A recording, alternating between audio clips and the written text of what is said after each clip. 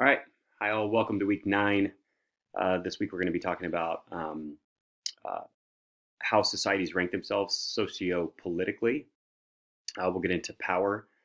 And yeah, hopefully, everybody took the midterm and did well. Because I'm recording this before the midterm is due, we'll probably have a conversation about that the following week. All right. So, a lot of today is going to be definitions that I've actually put on here. Um, on the slide, so I don't need to necessarily read them all. A couple kind of things to think about in terms of vocabulary. Social structure, formal social structure, is really looking at people's statuses and roles in terms of their relationship. When I say socio-political organization, a lot of times that's talking about how people organize themselves in terms of making decisions and whether or not they have a leader or not. And we'll get through those today. Hierarchy, social structure. Some people have more status than others. I would say that every civilization or every society that we currently know um, on the planet today has some kind of hierarchical social structure, unless you're moving into smaller culture groups, kind of in the jungles of the Amazon or New Guinea. And so, one of the big questions is, how does social structure influence behavior and ideas? One of the things that's fascinating is that when we have a figurehead leader, we tend to think that we also need to be that figurehead leader or have power. This is related to the idea of the 1950s male head of household. The male was the quintessential kind of pharaoh on top of the pyramid of power, social power in that way. So that is another area that we need to focus. Uh, Power in general, there's going to be two types of power that we talk about, and this is going to carry into next week as well. One type is the power to do, which is I have the power to, and I think I've talked about this a little bit already. I have the power to go get my PhD if I need to, right? And that's my power. The other type of power is to have power over people. And again, so I guess the better example for this would be I have the power to actually plant my own garden, right? However, if I am exercising power over people, and to a certain degree, it's removed in a market system, but having other people plant food and bring me food is more of a power over structure. And we tend to have lots of models in our society of power over, from parents and family, which is a normal power over structure in terms of learning. But then we get into school. And when we send kids off to school, having teachers have power over you every year in terms of discipline and then principles and this whole power structure. I would say that it's not a natural human process. We kind of can instinctively understand why parents have power over us because they know more than us. The stove is hot, don't touch it, kind of thing. But when you get into school, the teachers themselves have more information than you, but it really turns into behavioral uh, kind of control, to be honest. Remember, in egalitarian societies, most kids ran around and played, and were free to kind of move in and out of mimicking or helping their parents and play. And this is really how humans have organized for 250,000 years. So throwing them in institutionalized formal education is probably not, um, it's not necessarily conducive to the best results. And I would say that different societies kind of operate this in different ways. In the Confucius societies, because there's such a structured piety involved, it works to a certain degree, but it's still kind of not where humans have been occupying, kind of at least in children terms. Authority is the right granted to exercise power. So we pass. This is the passing on of power. So if we have power over decision making in a representative democracy, we vote on people so that they then have the power to make decisions for us. This is authority. We grant them authority through our voting. The problem is that when people don't vote, they're basically denying themselves that transfer of power. If you don't personally transfer that power, you really have no right to complain when they make decisions that you don't like, because you just haven't taken any kind of initiative and you never formally passed over that power, which you should have done. Namesakes are relationships formed by naming a child. So this is usually godparents in our culture. And other people can name kids, and then that gives them some relation. They call them uncle or, yeah, uncle or aunt are usually what they're called. 4 degrees of power that we're going to talk about. Band level peoples, we usually have what's called egalitarianism. We've talked a lot about egalitarianism. At the tribal level, we usually had headmen or headwomen. These are temporary leaders that we basically there's a threat or famine, and we temporarily elect them as our leaders. And then after that issue is gone, they go back to egalitarian societies. We're going to get into big men also. Big men become more of a permanent leader, and many times they come out of a headman structure where we've elected a headman to make a decision, and instead of the culture going back to an egalitarian society, it stays in that leadership role where we, as the big man or big woman has gained prestige, we now keep them as a permanent leader, and they make decisions for the life of their for their life. And then when they die, either the society makes a decision to pass that power on to that individual's children, which then we're moving into a chiefdom because that's a scribed status. But if we look at if they die and then it goes back to kind of this other structure, then we're moving back into the headman or the egalitarian style leadership. And then America is the state level society, right, which is what we live in. Individualism and culture in the feedback loop is an important concept for today as well. Talked about it last time. It's the idea that your microculture, subculture, and macroculture are all affecting individuals. At the same time, an individual can totally affect those things too. Let's say that you have maybe a family member in your microculture that was not religious, right? And you grew up kind of not religious for the first few years of your life. And then your father or your mother decides to go to church and take on a religious kind of ideology. And a lot of times that's going to be brought back into the home and affects the individuals. And so that the mother's individual decision to bring in religion has now affected all the other family members in terms of a culture. All right, so role, prestige, and status. Remember, prestige is social value.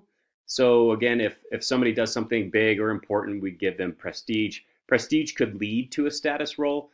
When we get into big men, this is usually how they get their roles, that they've been a good decision maker, or they're a great hunter or warrior or some of these other things. Role, right, is how we exercise our status. So if I'm the trash taker outer, which is a role, do I do that well, or do I do it not so well so that my parents trust me, or they don't with the next level of status? And then these are some kind of just wide range questions, right? Where does your social status put us where does our social status put us on the social hierarchy? I think talking about students and teachers or education is a good one, because in our society, I would say that that's definitely a status level, is how many different degrees you have next to your name or letters. Doctor, lawyer, those things have really high status in our society. The president has obviously the most status, but yeah, so these are things to kind of ask ourselves where we're at. So prestige, again, widespread respect, admiration, or value felt for someone or something on the basis of perception of their quality. Remember, this is very qualitative data. And then how role, status, and prestige relate to the formation of the self. All right, so situational negotiation of identity comes back up here, and that is think about your role in all of these different situations. So my role in my family might be different than my role in my subculture where I go off to school or work. My role in my subculture might be different than how I participate in terms of the American process, the political structure, right? It's not that I even bring in politics into my family, maybe not. I might not even bring it into my job. So, but I still have that role. So you can see how situational negotiation of identity, right, where I have this identity spectrum and I have to choose kind of how I operate in each of those roles according to my micro, sub, and macro cultures. Behaving in a different role is key, right? Again, you're not going to behave the same with your friends as you do at work.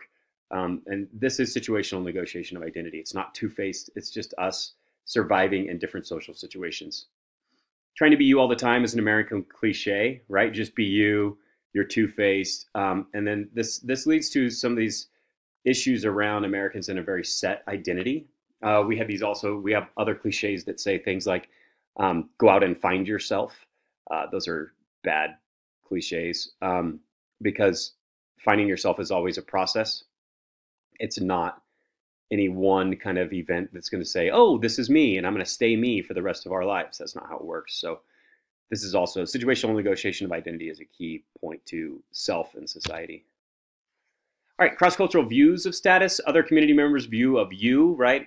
Internal cultural judgment. Even as an anthropologist, this is probably the tough one to get through. Is people tend to they're able to apply cultural relativity when we're talking about other cultures around the world, but when we break it down into micro and subcultures, Americans especially have a hard time realizing that that's also a different culture group, and that you need to be culturally relative because you have no idea how other people were raised, or their cultural values or their inputs, and judging them is not any healthy situation at all, especially if you're claiming to be an anthropologist. Perceptions of status. Again, this is like our general view as in terms of a macro culture. We have set jobs that have status or celebrity that have status. These are things that are basically taught to us. Gaining status, again, I'd say in America, it's either ascribed or achieved. And I would say that if you're ascribed, you're not really gaining it. It's just kind of comes with a birthright. Reaction to status, this has a lot to do with people either staying humble or not, right? Gaining that next role. And you can see this very kind of easily in people who maybe go get a PhD or become doctors, where they might have been kind of one way before, and now that situational negotiation of identity, they've pretty much made that portion of themselves, that professional part of themselves, seep into their personal lives so that they're always wanting to be called doctor or whatever else. These are some interesting things that happen around gaining status and then the reaction to status. Ascribed status versus achieved. Again, ascribed is born into status. Achieved is gained or merit. How status changes based on role, right? This has everything to do with new roles that I have. Like if I am granted a new role to have my driver's license and drive my siblings to school, I'm going to get a status bump within the family because now I'm doing my parents a favor. And usually a lot of times this has a lot to do with time.